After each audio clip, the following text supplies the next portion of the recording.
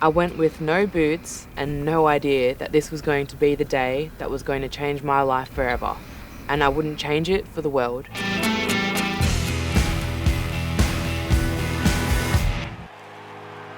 My love for sport began very young. I very quickly knew that I loved running so much.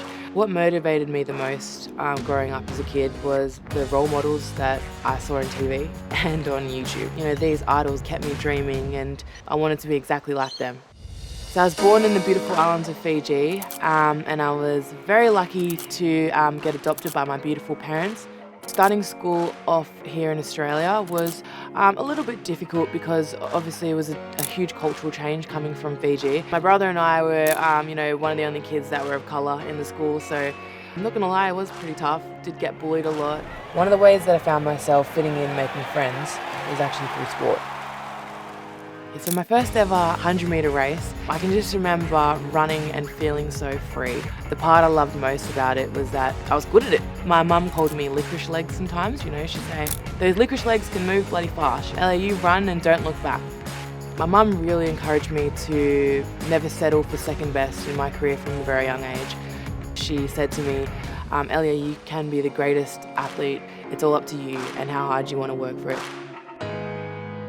My mum passed away 2 years ago now, a bit over 2 years, and it was the most heartbreaking thing I've ever experienced.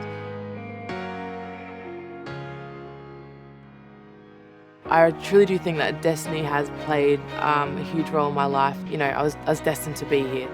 I feel like Rugby Sevens definitely played a huge role in that. I was just in the right place at the right time. My cousin, who's not really my cousin, but when you're Islander, everyone's your cousin, So she said to me, "Ellia, you should really try Rugby Sevens because I think you'd kill it out there." Didn't have rugby boots or any of the gear, so I was like, gosh, I really am out of my league being here. But so we went to the trial and they picked me to go into the next stage. So I was completely shocked and I told my mum, and then she said to me, "Ellia, opportunities like this won't come around often, so you really got to grab onto it and run with two hands." I think you just need to get out of your comfort zone and take a risk, take on a new opportunity.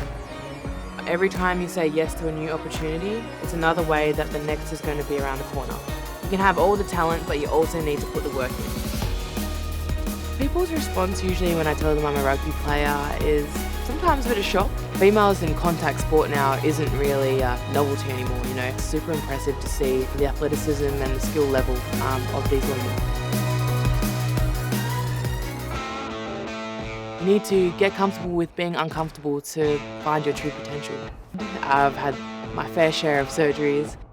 All I can say is that don't let injury defeat you. Anyone that is going through rehabbing an injury, I'd say, use it to your advantage. So use it as time to focus on, something else that is in your strength.